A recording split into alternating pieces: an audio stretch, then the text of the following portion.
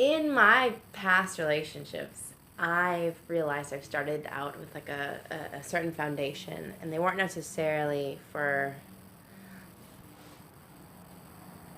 my own spiritual growth or their spiritual growth or like teamwork growing together. Although that's the ideal, that wasn't the case. Mm-hmm. So I was wondering, like, well, they must have been founded on something else. And when that wasn't, it didn't turn out the way I wanted it, that's when the relationship broke apart. That expectation wasn't fulfilled. So I'm realizing the best way to have a relationship is to have one that's founded on a spiritual basis. But I don't really know what that means or what that looks like. So maybe you could talk about what that is. Yeah, great. Well, I guess I would say I want to address the first part and then get right into the second part, because the first part is really important, because everybody has that experience, right, where they get into a relationship and it doesn't work. And why does it not work? And the why it doesn't work is why I say we need to get into spiritual relationships. But before we get there, let me talk a little more about why it doesn't work. And there's so many ways to get at this. I mean, there's the classic psychological explanation on why it doesn't work, and I do want to get to that. But as you were asking the question, I was being reminded of philosophy, and particularly Plato spoke about how, and most spiritual traditions, if they have an explanation of how humanity came to be, including Christianity, about Adam and Eve. Eve came from the rib of Adam. So there's always these ideas that we were whole as man and woman. And we were one as man and woman. And so Plato tells the story of this bisexual entity that was here first, and then it was chopped in half and it became two. So one became two, right? And so from a philosophical perspective and a spiritual perspective, we are yearning for that completion, right? We feel not whole, and we want to get that wholeness from our partner, and that's what we project on them.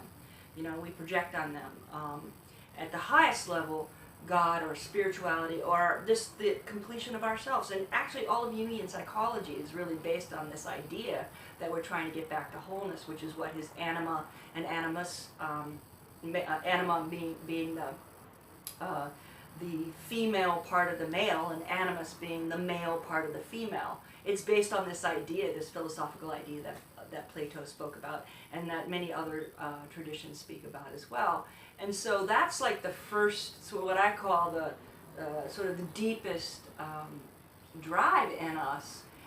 But we don't know that's what's driving us, right? So we fall in love with our other half, so to speak, and we want them to complete us, and then we try to become whole.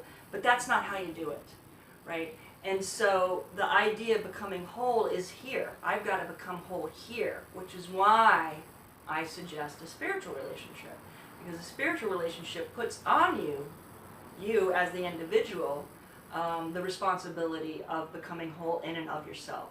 And so your partner is really needing to be a catalyst.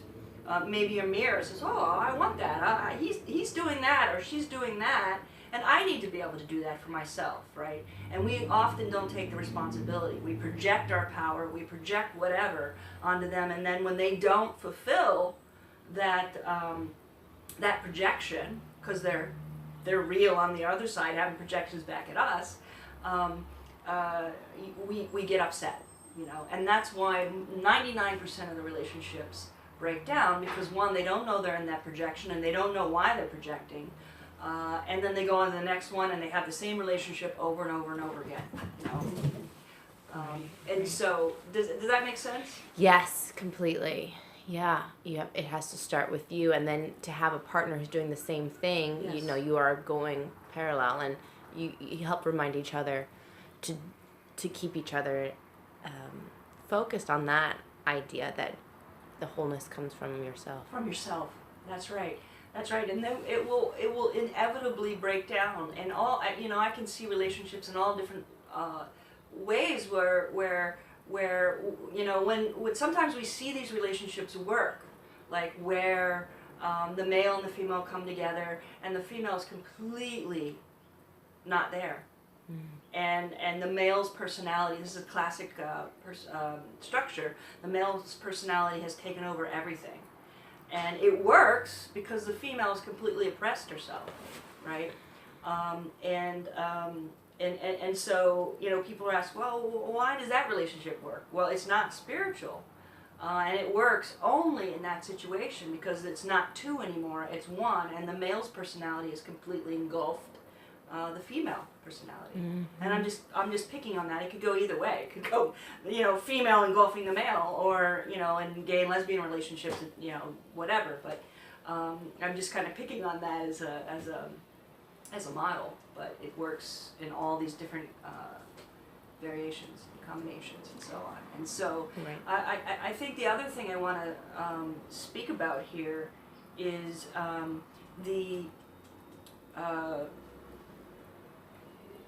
I spoke of the philosophical, but I didn't touch on the psychological. And so let me speak on the psychological, because it's really important to understand that all of our relationships are founded on our original relationships. We come into this world to learn, and we learn, and our ego gets developed when we have no choice, but by all the relationships and everything that happens to us. And so that lays down the patterns. And so when daddy treats me this way, or mother or mommy treats me this way, that's what I'm learning. Or brother or sister or whatever, I'm learning. That's how I've learned relationship. That's what we know. And so when we go and get in relationship, we end up getting in relationships with these same personality types and structures. Now, what's interesting about that is you'd think, why would I do that? I didn't like my father, or why did my mother abuse me, or whatever. So why would I get in a relationship with that? Well, there's two positions here. There's the ego's position, and then there's the soul position. And they're at odds with each other in these kinds of situations, right? So the ego says, I was abandoned by my mother. And so the ego then goes out and keeps finding relationships where you're going to get abandoned, to prove ego's belief about you that you're not good enough, or whatever that belief system is, that you deserve to be abandoned. And so that's ego's position. And ego really, I don't want to pick on ego, ego is trying to keep you safe, but it was trained as a child. And so it's got a child's idea of what safe is. So when you're an adult, you need to grow that up, right? And then soul has a different perspective. Soul puts you into that relationship to learn, to not do that anymore, to sort of grow ego up and to resolve that particular wound, right? So you were wounded, you were abandoned, so you were wounded. So you can either keep going around being abandoned and believe what ego has to say, or you can go, what do I do? What is the fix for this feeling of abandonment? And how do I then attract people that aren't going to abandon me anymore, right? And that's what everybody wants to know, right? And it's a hard answer. It's a hard answer that I always have to give, because it's not the fairy tale. It's not the fairy tale. The fairy tale basically says the prince is out there and Cinderella is gonna, the prince is gonna come and they're gonna live happily ever after. Well, the way that we interpret fairy tales is that's all you. The prince is you and Cinderella is you. And so if you take that fairy tale and you make it all about your own psyche, then you know what you have to do. Wow. That was my next question. What do you do? But that sums it right up. It's looking at yourself and taking the archetypes and making them Owning them all. you. Yeah. Owning them all. And see, the relationship that you can have, the beauty of the relationship that you can have, when you have taken on responsibility of your own wholeness, not that you'll ever get there, but that you're going there, right? And that your partner is doing the same, that you can truly have a level of intimacy and care and love that is beyond what we experience in those projections. Because those projections are infantile. So the wound that mother gave, our father gave, that we're projecting on our partner that we want, that fairy tale that I was just talking about, that kind of love is silly compared to what you can have if you overcome that, right? Completely. Something so wonderful to look forward to. I know that's what I want to find for myself. And I remember looking back, being kind of stuck in a pattern, and my soul wanting me to learn, and my ego just projecting, bringing up the past. What would you recommend for someone who's a little bit more aware? They're aware that they're attracting the same pattern, but not aware of how to break the pattern. And instead of, yes, they have to see the prince and the Cinderella as themselves, but like, for instance, being alone, to understand who you are. I mean, that's a really hard thing for people to do, I think, to transition into working on themselves. Well, here's the thing. You can't fix your relationship problems alone, right? You have to be in a relationship and suffer whatever learning and problems that are going to happen in order to fix them, because you're just alone with your own projections when you're alone, right? And so the relationship is the catalyst. I think relationship is perhaps the number one catalyst for spiritual ascension, right? We're going back to spiritual development, psychological development, becoming whole. Those are all this. I use those terms interchangeable, right? We're trying to go back to Plato's idea of male and female within the self, to use one example of opposites that need to come together. Part of what I am working on as far as these ideas of relationship, which Jung got from alchemy,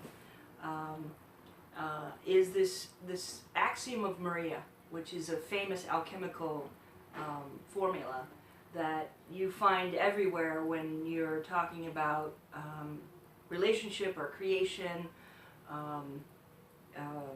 consciousness. It's 1 becomes 2, 2 becomes 3, and out of the third comes the 1 as the 4. That's the formula. But that formula lays out these various stages that we go through on our way to the highest level of consciousness. So we come from 1, and that's undifferentiated. So, like, let's lay this out as far as mother and child. Mother and child are 1, especially when the baby's in the womb. Even when the baby comes out of the womb, the mother and child share a psyche. And I don't know exactly, the child psychologist will tell you when that child's psyche starts to separate, and then 1 becomes 2, right? And that is basically our development of consciousness begins that way as well. This and so then when 1 becomes 2, we're basically talking about the opposites that 1 splits into light, dark, male, female, whatever, hot, cold, all those opposites. Everything about this plane, this 3D, is opposites. Everything is opposites. We live in duality. And the task of resolving that duality, which is what relationship helps us do, because it's 2 trying to become 1, but not going back to that 1 that we came from, because let's hear the formula again. 1 becomes 2, 2 becomes 3, and I'll get to what that's about in a minute, and then out of the third comes the 1 as the 4. And that's really where we're trying to go. And what happens is relationships end up doing 1 becomes 2, and then back to 1, right? And that's the codependent. That's codependency right there. And that's what everybody does wrong in relationship. I see it over and over and over again. Because the harder move, 2 becoming 3, and then the 1 after that is even harder. But 2 becoming 3 is very hard, because what am I saying? I'm saying there are 2 I's and a we in relationship. So let's manage these 3. Well, we're used to, especially when we spend most of our life unconscious, we're used to only managing one, our conscious. We're not even managing the shadow in our conscious, right? So in our own self, we have trouble managing our ego position and our shadow position. And so what we try to do in Jungian psychology is try to take, we talked about this before, ego and shadow, and keep it both conscious. So now one becomes two, right? In our own psyche. We've got two psyches to do that too, right? So now we have the four, right? We have the four, right? And so out of the third, that we and two I's, we now have four, right? Wow. Wow. And so that formula works. I use that formula in my own mind to help understand where a person is in their consciousness. Are they you know, that one is what we would also call a matriarchal ruling archetype. The two is the patriarchal, the duality, fighting each other archetype. And then the three is alterity. So it's like I can handle all these, the complexity of all this, all these three. And then the four is totality. It's contemplative. It's being able to, and it's a complex mind that can hold all of that. And that's what we're trying to do. That's what spirituality and spiritual development is all about, is being able to be whole in all of that and hold all of that and respect your partner in all of that, right? Right. Yeah. Exactly.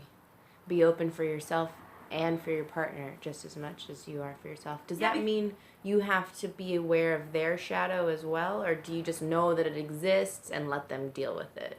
Well, it depends on where you are in development, but this is what I would say. You're probably going to see your partner's shadow a lot quicker than they are, right? Mm-hmm. Because there's a project of like projecting the shadow, because that's the only way a person can know their shadow, and then taking it back. And you're the target of that projection, so you're probably going to see it and feel it before they do. And so the way to be is just holding. Just hold and know that if your partner is on their spiritual path and they have the idea of wanting to be whole, and knowing that they have to constantly be taking back their projections, then you just hold the space for them, because they will. They will. And you're gonna and pointing it out isn't gonna do anything. Yeah, it's only gonna piss them off, really. Right. You know. And so you just hold space, and here's the thing: if you're both on the path to becoming whole, and you know that you're not, you can have so much compassion for your partner. Exactly. If you're being patient with yourself, you're patient with someone else. If you're loving yourself, you can understand how to love that other person. Yeah, it all comes from self-knowledge. And I think that, I know that's a complex philosophical model that I just sort of laid out, the alchemical model, but every relationship problem, the deep problems, are found in one of those steps. Every single one, and not just relationship problems, but our consciousness problems are also found in one of those steps. We're doing something wrong in one of those steps, or we're caught in one of those steps. It's a good model, yeah. So you can go back. I actually had a question. So if you have a couple who's stuck in the one becomes two, but back to one kind of pattern, that scenario, is it possible to get out of that codependent relationship and to eventually become three, managing the two, their own duality of the subconscious and it is possible, and I think 90% of the relationships out there have to go through some level of codependency, because that sort of let me give a definition of what that is. We use the term codependency, but it's based on attachment theory, and the attachment theory basically says that we have secure attachment or insecure attachment. And in the West, we've seemed to, for some reason, created a whole bunch of people with insecure attachments. And so insecure attachments breaks down into two types: the avoidant type and the anxious type. And there's more than that, but let's just keep it like that. And so the avoidant type is the type that leads with the fear of engulfment. And the anxious type is the one that leads with the fear of abandonment. Okay, and those two end up getting together, creating a codependent relationship, and real quickly, that's what that is. But the thing is that we have both of those fears in us. All of us have both fears in us. So if I say, oh, I'm the one that has fear of abandonment, then in my unconscious is fear of engulfment.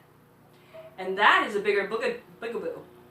Because that one I don't know, and that one is driving the boat. And so while I'm walking around going, I have this fear of abandonment, fear of engulfment has my game, big time. I should check that out for myself. Right? Right? And so if you know that that's the game you're playing, and both partners want to wake up to it, right? And that's the key. That's the key. That's the key. Then you got to work hard at realizing that fear is not love. And we're confused by that. We're confused by that because the fear of abandonment reaches for their partner and goes, come, come, come. But it's coming from a place of fear, not love. Yeah. And it's very different. And so when you check yourself and you go, wow, did I just make that move towards my partner out of fear or out of love? Because this is fear and this is love. Very different. Very different. Yeah. Coming out of a sense of abundance or scarcity or lack, you know. Right? And love lives in the world of abundant, and fear and ego lives in scarcity. And that's another really good distinguishing factor between ego and soul as well, right? You know, and what I was saying earlier about how, like, when you get past these ego aspects of which codependency is totally in the ego aspect of relationship, and then you can truly experience that love and that intimacy of your partner without all those projections, you're basically experiencing a higher dimension, right? It's not 3D anymore, you know. Which in turn, it goes with the theme of alchemy. It's transformed. Absolutely. It's transformative, right? And that's the thing when I talk about spiritual development, we get to experience in that example what ascension is, what spirituality is, you know, what we're going for. What's the goal, right? The thing that we keep doing wrong with that is that we keep attaching to it and trying to drag it down into 3D. And no, it's not. It's ephemeral, right? And so that's what you kind of want to go, and that we is ephemeral, you know.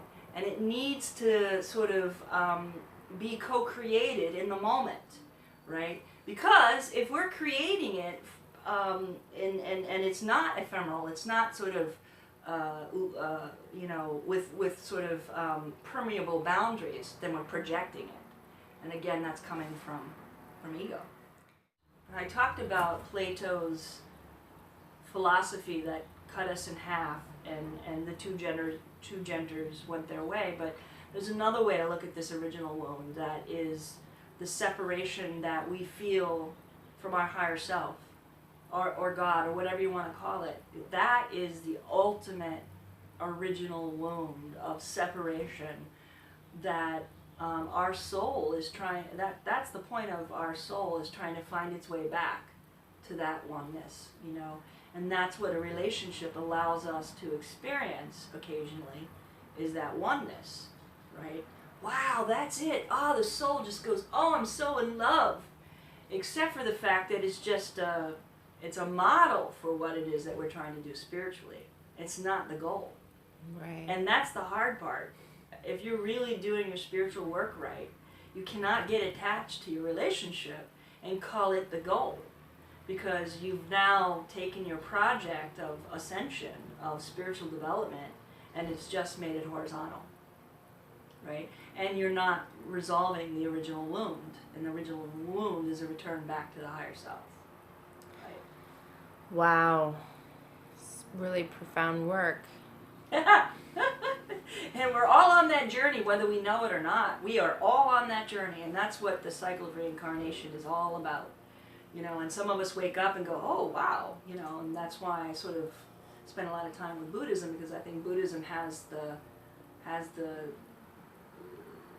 has the teachings about what this is all about. Why are we here? What are we trying to do? And why are we trying to get to that?